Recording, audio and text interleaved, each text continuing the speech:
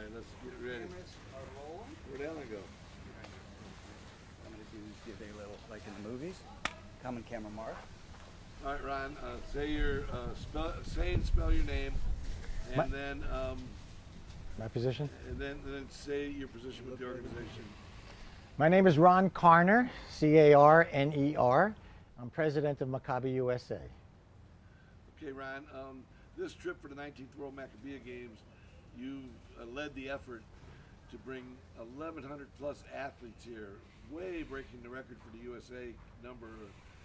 How does that make you feel in regards to exposing all these young Jewish athletes to Israel and setting such a milestone in American sports history as the biggest contingent ever from the USA? Well, this has been an amazing effort to bring 1,117 athletes and team members from the United States. We've been working on it for the last 2.5 to 3 years, just starting about a year after the last Maccabi. You just don't do an effort like this without that type of involvement for all those years. What we did is we had an organizing committee. We have an organizing committee of about 140 people.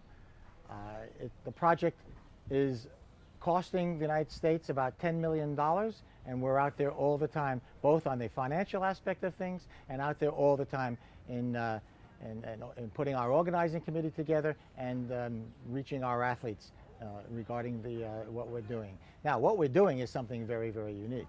What we have here is building Jewish pride through sports, because that is what we do, and that's what we're all about.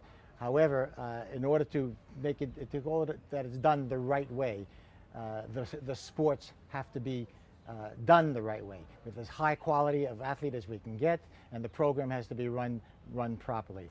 And with that comes the natural flow of the cultural and educational aspect of the program, because they come here for sports, but they learn so much more as a result of being exposed to Israel for that 2.5 to 3 week period. And that's what we're very, very proud of. And the fact that we're bringing the largest contingent to ever leave North America for any sporting event, by far, by the way. This is not just a couple of people more. We're almost maybe 400 or 500 people larger than the largest contingent that ever left before. How proud can you be? Team USA is 105 teams in 33 different sports. The effort has been monumental, and the credit has to be given to our leadership and to our amazing staff in Philadelphia, led by Jed Margolis. Okay, Ryan, why Maccabi USA? Why is this organization and movement captured your fancy and your attention over the last 3 decades? So my involvement got reached its point back in 1986. I said to my wife, my law practice was flourishing, things were going very well. Should I stop? Yeah, just wait a moment. Hey! Yo! Hang on, Willard. Let me throw a fluffy on this. Okay. Go ahead. Hey, guys.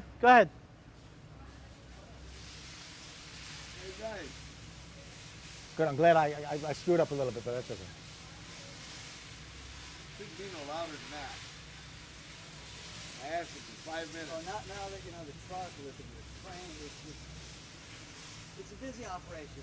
There's a lot Okay, going on. yeah, okay. Tell me when.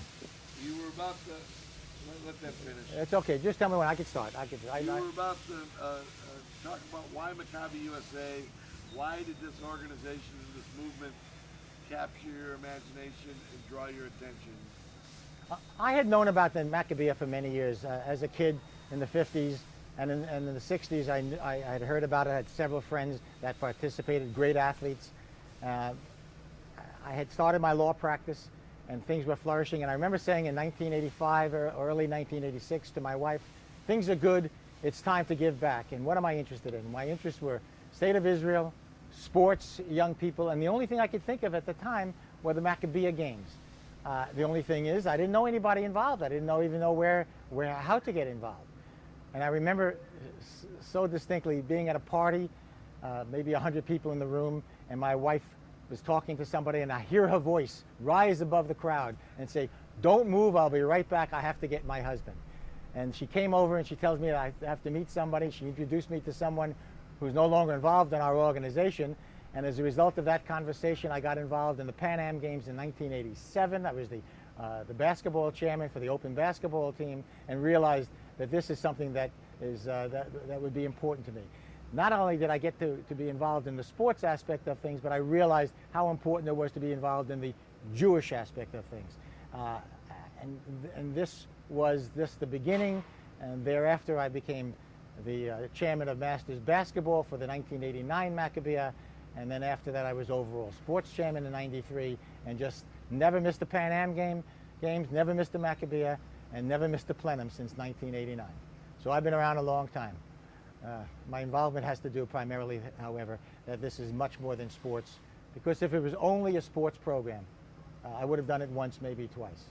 But it's the Jewish solidarity, the building Jewish pride through sports, that's important to me and to our community, because no one in the world does what we do and can do, because sports is such a fantastic medium. You can bring and get interested so many different people in our culture, in our community, through the hook of sports, and that's why I love it.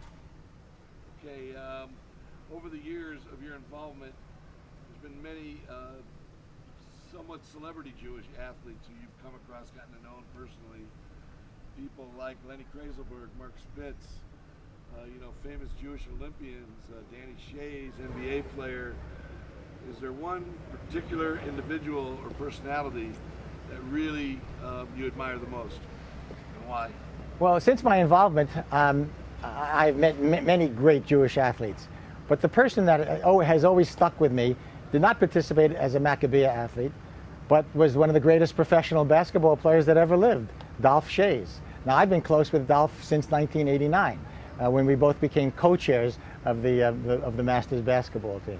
And I remember telling Dolph a true story, that when I was a kid, and we would be watching the Knicks play the Syracuse Nats on television, and my dad would have the TV on, and I would walk into the room, I couldn't say a word. I was not allowed to say one single word, because my dad was watching Dolph Shays on television play basketball. My dad was watching the great Jewish basketball player play on television against the New York Knickerbockers. That is something that has stayed with me. And then, of course, Dolph has always been involved with our organization for all these years and has never missed a Maccabi. Unfortunately, to this Maccabi, and he was planning on coming, but he had to have some surgery. So as a result, I would say Dolph is the prime individual that I met. And you don't get a better guy than Dolph. That is for sure. But some of the other individuals that have been terrific for our organization and great athletes, Tal Brody, who played in 1965 on the U.S. Open basketball team, stayed in Israel for a while, came back to the States, came in 1960. I'm trying to remember. I think in '69 he played for Israel, but I'm not positive. I got confused. I don't know if he played for us twice and stayed and played against us, but I don't remember that. So I better leave it at that. Okay, I start again? You don't need to give somebody stats. Okay, Tal Brody, one of the great Jewish basketball players in the United States, made Aliyah to Israel, and to this day has been a stable basketball person here in Israel, and has basically made the basketball program in Israel work as fine and as well as it has. He is today Israel's Goodwill Ambassador, appointed by the Prime Minister, and travels all over the world promoting Israel and telling people how great things are in this country. Tal is just a terrific human being. And one last question, Ron. A particular person who's been had a significant role in the softball program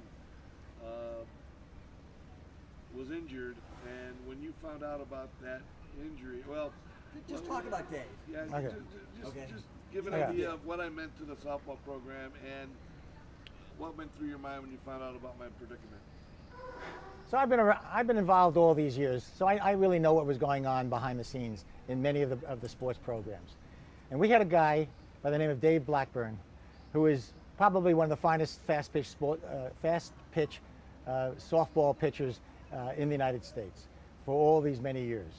And Dave was way above anybody else that we could find that, for that position. And we made an exception in Maccabi USA that Dave Blackburn would be with us for as many Maccabi as we needed him for. And he was with us in 2009, and here we are in 2013, and in between Dave suffered a very, very severe accident. In August of 2010, Dave suffered an accident in California, in Arizona, and I followed it for many months as to his condition. And then in the spring of 2011, while Dave was still in the hospital, all those months later, I went out to see Dave, and the first thing I saw was a guy who looked terrific lying in bed, meaning that I was expecting so much worse, but I saw this guy, the pallor on his face was cheery, the smile on his face was there, and I was so moved to see him feeling that good under those circumstances. And I said to Dave, and I will never forget it, I said to Dave, in 2013, you're going to be with us, David. You're going to be marching into Teddy Stadium with Team USA, no matter what. Under no circumstances will you be left behind. And if you have to march in or be carried by Jeff Buchan's on his shoulders, you're coming in with Team USA. And I can't tell you how happy I am that David is with us, marching in tonight. Well, that puts it in perspective. Marching in. Should I say that over again, that last part? Or do you? Well, hey, let's say marching in tonight. What's it? To be a flag bearer. Oh, I forgot. I'm sorry. Take it from when you saw me in the hospital and said what you said to me. So I go to the hospital. I see Dave. He's looking terrific. I couldn't believe the color in his face. He had a smile on his face, and I felt so much better that he was so much better than I had heard, even though I know he was going to have a tough time ahead of him. I said to David, no matter what the circumstances are, in 2013, you're coming in to Teddy Stadium with us. You're marching in with Team USA. And little did I know that, I struck it. I meant to say the Buchan's thing. Take it from the top again. Okay, I'll take it from the top. Camera cut. Let's pick it up.